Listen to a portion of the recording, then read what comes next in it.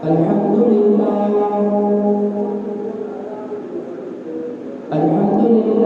نحمده ونستعينه ونستغفره ونؤمن به ونتوكل عليه ونعوذ بالله من شرور أنفسنا ومن سيئات أعمالنا من يهده الله فلا مضل له ومن يضلله فلا هادي له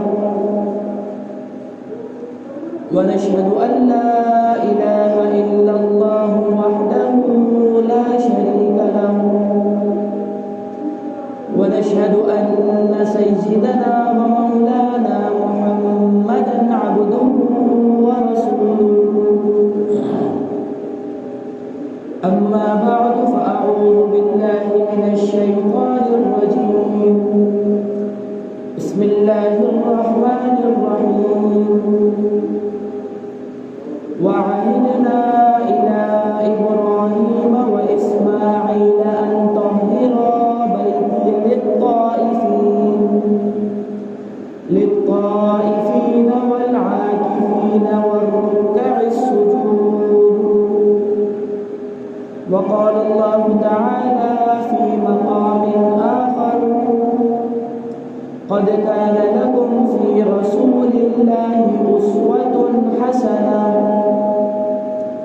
قال رسول الله صلى الله عليه وسلم من قام ليلة القدر إيمانا واحتسابا غفر له ما تقدم من ذنبه كان رسول الله صلى الله عليه وسلم يعتكف العشر الأواخر في رمضان أو كما قال عليه الصلاة والسلام. معزز سامعین کرام اور میرے ہمنشین ساتھیوں، اللہ رب العزت کا احسان ہوا، کرم ہوا، اللہ تعالیٰ نے اپنے دین کی بات سننے کے لیے کچھ دیر بیٹھنے کی توفیق عطا فرمائی۔ اللہ تعالیٰ سے دعا ہے کہ اللہ تعالیٰ مجھے حق بات کہنے اور ہم سب کو اس پر عمل کرنے کی توفیق عطا فرمائے۔ معزز سامعین کرام، رمضان المبارک کے 2 عشرے گزرنے والے ہیں اور کچھ ہی لمحوں بعد آخری عشرہ شروع ہونے والے ہیں، اور اللہ رب العزت نے رمضان کے آخری عشرے میں 2 چیزوں پر رکھا ہے۔ پہلی چیز، اس عشرے میں اعتکاف کو رکھا، اور دوسری چیز، اس عشرے میں شب قدر کو رکھا۔ عام طور پر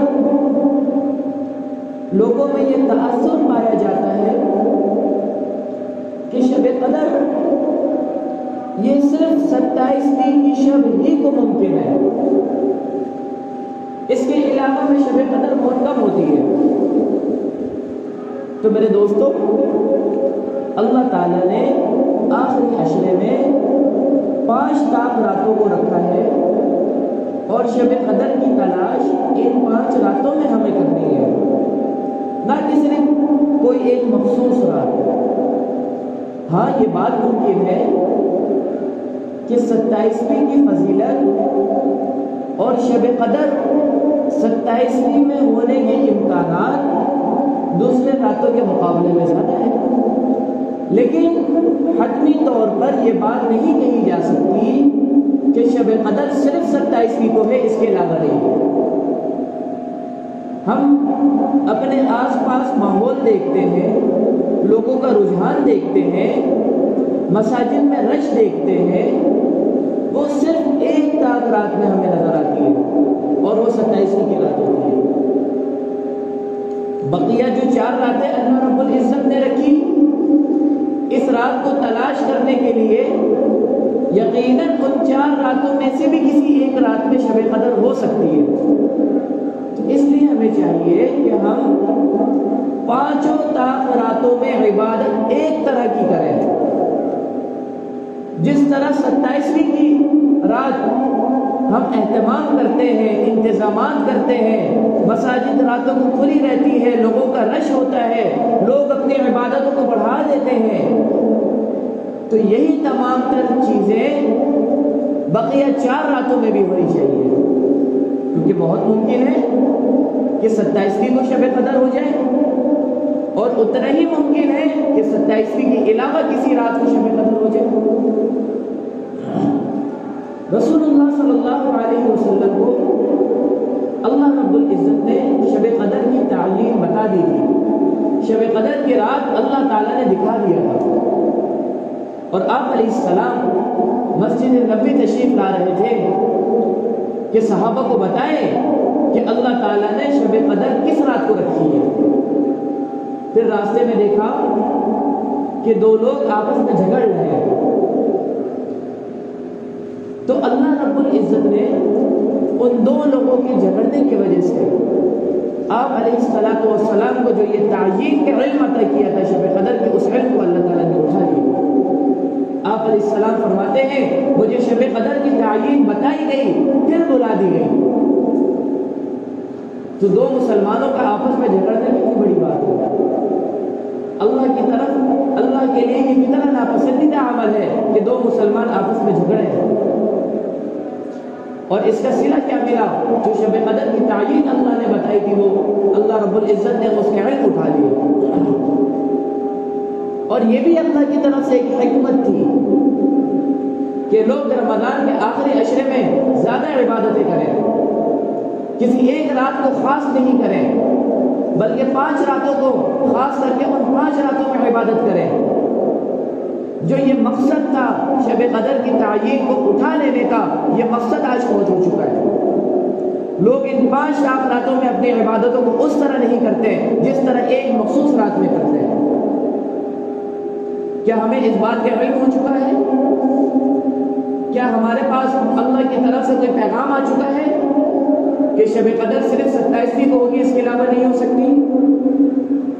یا ہمارے اندر شب قدر کو پانے کا جذبہ ہی ختم ہو گیا، طلب ہی نہیں ہے، اس کی فضیلتوں کو حاصل کرنے کی طلب ہی ہمارے اندر نہیں؟ ہم محض ایک رسمی طور پر 27ویں کی شب کو جاگ لیتے ہیں. اگر ہمارے اندر شب قدر کو پانے کا جذبہ واقعی میں ہوتا اور ہم اس کی فضیلتوں کو حاصل کرنے والے ہوتے تو ہم 5 طاق راتوں میں اس کو تلاش کرتے. اگر اس کی اہمیت ہمارے دل میں ہوتی تو ہمارے اندر یہ طلب اور کڑن ہوتی، کہیں ایسا نہ ہو کہ میں 21ویں کی رات کو عبادت نہ کروں اور یہ رات مجھ سے چھوٹ جائے، میں 23ویں کی شب کو عبادت نہ کروں، یہ رات مجھ سے چھوٹ جائے، میں 25ویں کی شب کو اگر عبادت میں نے نہیں کی، ہو سکتا ہے یہ رات مجھ سے چھوٹ جائے. یہ طلب تو ہمارے اندر نہیں ہوتی. ہم نے تو ایک ماحول بنایا ہوا ہے کہ 27ویں کی رات کو مسجدوں میں ہم لائٹیں بھی لگائیں گے، مسجدوں میں ہم راتوں کو جاگیں گے بھی، نعت خوانی بھی ہوگی، ساری چیزیں ہوں گی، لیکن 27ویں کو ہوگی. میں یہ نہیں کہتا کہ 27ویں کو نہیں ہونی چاہیے، میں یہ نہیں کہتا کہ 27ویں کو عبادتیں نہیں ہونی چاہیے، بالکل ہونی چاہیے. لیکن 27ویں کو جاگنے کا جو مقصد ہے، 27ویں کو عبادت کرنے کا جو مقصد ہے، وہ در حقیقت شب قدر کو پانا ہے. اور وہ شب قدر 27ویں کے علاوہ بھی ہو سکتی ہے، تو ہم اس کے علاوہ بھی جو ہے وہ اپنی عبادتوں کو بڑھائیں گے. اعتکاف کا مقصد کیا ہے؟ ایک مقصد تو یہ کہ شب قدر کو انسان پائے، اور دوسرا مقصد یہ ہوتا ہے کہ انسان جب دنیا کے کام دھندوں میں لگتا ہے اور پورے 11 مہینے اسی میں لگا رہتا ہے، تو اس کے دل میں ایک غفلت کا پردہ پڑ جاتا ہے. اگرچہ وہ نمازیں بھی پڑھتا رہتا ہے، اگرچہ وہ روزے بھی رکھتا رہتا ہے، اگرچہ وہ صدقات بھی دیتا رہتا ہے، لیکن جس طرح اللہ رب العزت کی معرفت ایک مسلمان کو ہونی چاہیے اس طرح سے نہیں ہوتی. تو رمضان کے آخری عشرے میں وہی وہی مسلمان جس کے دل میں اللہ کی معرفت اس طرح سے نہیں ہے، اللہ کی محبت اس طرح سے نہیں ہے، وہ اللہ کو راضی نہیں کر پایا ہے، وہ ان دنیا کے کام دھندوں کو چھوڑ کر مسجد میں آتا ہے، مسجد میں آ کر ایک کونے کو پکڑ لیتا ہے، دنیا کی تمام تر مصروفیات کو ترک کر دیتا ہے، بیوی بچوں کو چھوڑ دیتا ہے، کمائی کی ٹینشن اپنے ذہن سے نکال لیتا ہے، دنیا سے قطع تعلق ہو جاتا ہے اور مسجد میں آ کر ایک کونے کو پکڑ کر بیٹھ جاتا ہے اور زبان حال سے یہ کہہ رہا ہوتا ہے، اے اللہ اگر تو نے مجھے معاف نہیں کیا میں تیرے در کو نہیں چھوڑوں گا، اگر تو مجھ سے راضی نہیں ہوا میں تیرے در کو نہیں چھوڑوں گا۔ اللہ رب العزت اس کا انعام یہ دیتے ہیں، وہ اس بندے سے راضی بھی ہو جاتے ہیں، اس بندے کو اپنی معرفت بھی عطا کر دیتے ہیں اور اس بندے کے گناہ بھی معاف کر دیتے ہیں۔ تو میرے دوستو اعتکاف کا مقصد یہ ہے، اعتکاف کا تیسرا مقصد نبی کریم صلی اللہ علیہ وسلم کئی دنوں کا توشہ لے کر، توشہ کہتے ہیں کھانا پینا لے کر غار حرا میں اللہ رب العزت کی عبادت میں مشغول رہا کرتے تھے، اور آپ کو تنہائی پسند ہو گئی تھی، اور اس عبادت کی وجہ سے اللہ رب العزت نے یہ مقام دیا کہ آپ علیہ الصلوۃ والسلام پر جو سب سے پہلی وحی نازل ہوئی وہ غار حرا میں نازل ہوئی۔ تو یقیناً اللہ رب العزت کو آپ علیہ الصلوۃ والسلام کی تنہائی میں عبادت کرنا، غار حرا میں جا کر پوری دنیا سے کٹ کر اللہ سے لو لگانا اتنا پسند آیا کہ اللہ نے اپنی پہلی وحی غار حرا میں نازل کی۔ اور محققین نے یہ بات فرمائی ہے کہ پہلے وحی کے نازل ہونے وقت نبی کریم صلی اللہ علیہ وسلم کی جو کیفیت تھی، اللہ نے اس کیفیت کو رمضان بنا دیا، اور آپ علیہ السلام کی کیفیت کیا تھی؟ آپ کئی دنوں کا توشہ لے کر غار حرا میں جاتے تھے، اور اس وجہ سے کھاتے بھی کم تھے، پیتے بھی کم تھے، تاکہ یہ جو میں ایک معلوم توشہ لے کر آیا ہوں یہ زیادہ عرصے تک میرے کھانے پینے کے استعمال میں رہے، اس وجہ سے کم کھاتے تھے اور کم پیتے تھے۔ تو اللہ نے رمضان میں روزے کو رکھا، اور اس روزے میں ایک مسلمان بندہ اپنے کھانے پینے کو کم کر دیتا ہے، صبح سے لے کر مغرب تک وہ کھانے اور پینے کی ایک چیز، ایک بوند پانی استعمال نہیں کرتا۔ تو مسلمان کا روزہ یہ در حقیقت آپ علیہ الصلوۃ والسلام کی اس غار حرا میں کی عبادت کے ساتھ جو ہے وہ مشابہ ہو گیا کہ آپ علیہ السلام غار حرا میں اپنے کھانے پینے کو کم کیا، اور مسلمان نے رمضان میں روزے کی صورت میں اپنے کھانے پینے کو کم کیا۔ اور یقیناً غار حرا کی عبادت اللہ کو ایسی پسند آئی کہ اللہ نے پہلی وحی نازل فرما دی، اور مسلمان کا روزہ بھی اللہ کو ایسا ہی پسند آتا ہے کہ اللہ تعالیٰ اس کے لیے مغفرت کے پروانے جاری کر دیتے ہیں۔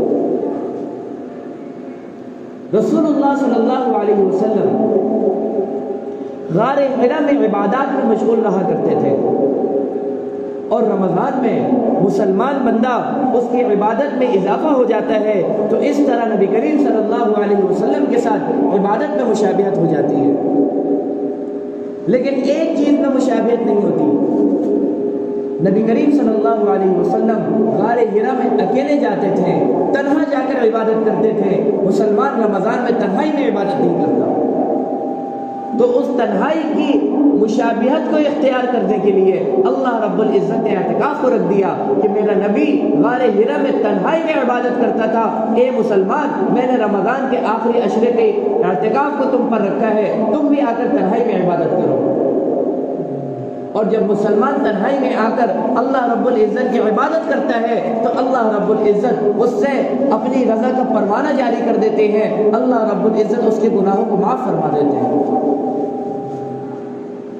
اللہ رب العزت چاہتے ہیں کہ مسلمانوں کے اندر آپ علیہ الصلوۃ والسلام کی ایک ایک ادا محفوظ ہو جائے، ایک ایک ادا محفوظ ہو جائے۔ اور ہم دیکھتے بھی ہیں کہ صحابہ کرام رضوان اللہ تعالی علیہم اجمعین آپ علیہ الصلوۃ والسلام کی ایک ایک ادا کو محفوظ کرنے والے ہیں۔ آپ علیہ السلام کی ایک ایک ادا کو اپنے جسموں پر سجانے والے، حتیٰ کہ آپ علیہ السلام کے چلنے کا طریقہ، آپ کے کھانے کا طریقہ، آپ کے اٹھنے کا طریقہ، آپ کے بات کرنے کا طریقہ، یہ تمام چیزیں صحابی کے اندر جو ہے وہ موجود تھی۔ صحابہ نے ان چیزوں کو محفوظ کیا، اپنے جسموں پر سجایا۔ تو اللہ تعالیٰ چاہتے ہیں کہ آج کا مسلمان بھی میرے محبوب کی ایک ایک ادا کو اپنے جسموں پر سجانے والا ہو، ایک ایک ادا کی حفاظت کرنے والا ہو۔ اعتکاف سے متعلق 3 باتیں ہیں۔ اعتکاف کل 3 طرح کا ہوتا ہے۔ پہلا اعتکاف واجب ہوتا ہے، اور واجب اعتکاف کہتے ہیں کہ کوئی انسان اپنے اوپر اس بات کو لازم کرے کہ میں رمضان کے آخری عشرے کا اعتکاف کروں، یہ نظر مانے کہ اگر میرا فلاں کام ہو گیا تو میں رمضان کے آخری عشرے کا اعتکاف کروں گا، یا خود ہی سے اپنے اوپر اس رمضان کے آخری عشرے کے اعتکاف کو لازم کر لے کہ اب جو رمضان آئے گا میں اس کے آخری عشرے کا لازمی اعتکاف کروں گا۔ اب ایسے شخص پر رمضان کے آخری عشرے کا اعتکاف کرنا واجب ہو جاتا ہے۔ اور دوسرا اعتکاف سنت علی الکفایہ، کہ آپ کے علاقے میں سے چند لوگ مسجد کے اندر اعتکاف کو کریں گے اور رمضان کے آخری عشرے کا اعتکاف کریں گے۔ اگر پورے محلے میں سے چند لوگ بھی مسجد میں آ کر اعتکاف کر لیتے ہیں تو یہ تمام بستی والوں کی طرف سے کافی ہو جائے گا۔ اگر کوئی ایک بندہ بھی اعتکاف نہیں کرتا تو تمام بستی والے کو گناہگار ہو جائے۔ اب یہ آپ کے اوپر ہے کہ آپ خود اعتکاف کرتے ہیں یا کسی دوسرے کو اعتکاف کے لیے راضی کرتے ہیں کہ بھائی اللہ کے لیے تم اعتکاف کر لو، ہم کھانے پینے کا انتظام ہم کر دیتے ہیں، تمہارے سحری اور افطار کا انتظام ہم کر دیتے ہیں، اللہ کے لیے ہمیں اس گناہ سے بچا لو اور آ کر مسجد میں اعتکاف کر لو۔ یا آپ میں سے کوئی خود اعتکاف آ کر کر لے مسجد میں، اور اس بات کا خیال رکھیں کہ کم سے کم 2 لوگ تو اعتکاف کریں، 2 لوگ۔ ایک بندے کے لیے مسجد میں آ کر وقت گزارنا مشکل ہوتا ہے، رات گزارنا مشکل ہوتی ہے، تو اس وجہ سے اس بات کی کوشش کریں کہ کم سے کم 2 بندے اعتکاف پر بیٹھیں۔ لیکن اگر ایک بندہ بھی اعتکاف پر بیٹھ رہا ہے تو آپ حضرات کو چاہیے کہ آپ آخری عشرے کی راتیں مسجد میں گزاریں، اعتکاف کی نیت کرتے ہیں۔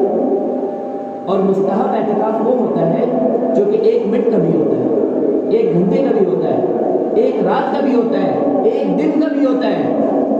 آپ مسجد میں آئے، آپ نے اعتکاف کی نیت کی اور مسجد سے آپ چلے گئے، اگر آپ 1 لمحے کے لیے بھی مسجد میں ٹھہرے ہوں گے تو اس 1 لمحے کا بھی ثواب آپ کو ملے گا۔ تو اگر کوئی ایک بندہ راضی ہوتا ہے مسجد میں اعتکاف کے لیے تو آپ پر یہ لازم ہے کہ آپ آخری عشرے کی راتوں کو مسجد میں آ کر گزاریں، تاکہ اس بندے کی حوصلہ افزائی ہو اور اس بندے کا دل لگے مسجد میں۔ اکیلا بندہ وہ مسجد میں گزارا نہیں کر سکتا۔ تو اعتکاف کی 3 قسمیں، پہلا واجب، دوسرا سنت علی الکفایہ، اور تیسرا مستحب۔ اور اعتکاف در حقیقت ان فرشتوں کی مشابہت اختیار کرنے کا نام ہے کہ اللہ نے بہت سارے فرشتوں کو اس کام پر لگایا ہے کہ وہ فرشتے ایک نماز کے بعد دوسری نماز کے انتظار پہ بیٹھے رہتے ہیں۔ اگر فجر کی نماز ہوئی تو وہ ظہر تک بیٹھے رہیں گے، پھر ظہر کی نماز کی ادائیگی کے بعد عصر تک بیٹھے رہیں گے۔ تو وہ ان کا کام ہی یہی ہے کہ وہ نماز کے انتظار میں بیٹھے رہتے ہیں۔ اور ہمارا جو معتکف ہوتا ہے وہ بھی ایک نماز کو ادا کرنے کے بعد دوسری نماز کے انتظار میں مسجد ہی میں رکا رہتا ہے، مسجد سے باہر نہیں جاتا۔ تو ان فرشتوں کی مشابہت اختیار کرنا مقصود ہے۔ پھر جس طرح وہ فرشتے اللہ رب العزت نے انہیں پاکیزہ مخلوق بنایا ہے، گناہ ان سے سرزد نہیں ہوتا، تو اللہ تعالیٰ ان معتکفین کو بھی تمام گناہوں سے پاک کر کر ان فرشتوں کی طرح صاف ستھرا اور دھلا دھلایا گناہوں سے پاک کر کے اس مسجد سے رخصت کرواتا ہے۔ تیسری بات، اعتکاف کرنے کی جگہ۔ مردوں کے لیے مسجد کے علاوہ اعتکاف کرنا درست نہیں۔ مرد اگر اعتکاف کرنا چاہتا ہے تو اس کے لیے مسجد ہے، اور مسجد میں بھی سب سے افضل جگہ جو ہے وہ مسجد حرام ہے، یعنی بیت اللہ، اور دوسرے نمبر پر آتی ہے مسجد نبوی، پھر تیسرے نمبر پر مسجد اقصی، پھر چوتھے نمبر پر آپ کے شہر کی جامع مسجد، بڑی مسجد، پانچویں نمبر پر آپ کے محلے کی وہ چھوٹی سی مسجد جس میں امام موجود ہے۔ تو یہ اللہ رب العزت کی طرف سے اجر کی تقسیم ہے۔ اگر کوئی بندہ بیت اللہ میں اعتکاف کرتا ہے، جتنا اس کو ثواب ملے گا مسجد نبوی میں اعتکاف کرنے والے کو اس کے اعتبار سے تھوڑا کم ملے گا، مسجد اقصی میں اعتکاف کرنے والے کو مسجد نبوی سے تھوڑا کم ملے گا، محلے کی جامع مسجد میں اعتکاف کرنے والے کو مسجد اقصی سے کم ملے گا، اور محلے کی چھوٹی مسجد میں اعتکاف کرنے والے کو جامع مسجد سے کم ملے گا۔ لیکن آپ کے محلے کی اگر چھوٹی سی مسجد ہے تو اس مسجد پر لازم ہے کہ آپ کے محلے سے چند لوگ کم سے کم اعتکاف پر ضرور بیٹھیں، ورنہ تمام محلے والے تو ہنگام نہیں ہیں۔ عورتیں اگر اعتکاف کرنا چاہتی ہیں اور وہ شادی شدہ ہے تو ان کے لیے شوہر کی اجازت ضروری ہے۔ اگر شوہر اجازت دے تو عورتیں اس جگہ پر اعتکاف کریں گی جس جگہ پر وہ پورا سال نماز پڑھتی آئی ہے۔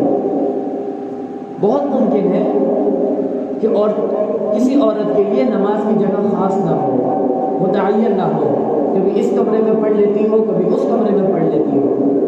تو اگر ایسی عورت کا ارادہ ہے نماز پڑھنے کا تو وہ اعتکاف سے پہلے اپنے لیے کسی ایک جگہ کو نماز کے لیے خاص کر لے، بھلے ہی وہ ایک دن دو دن پہلے کیوں نہ ہو، پھر اس جگہ پر وہ اعتکاف کرے۔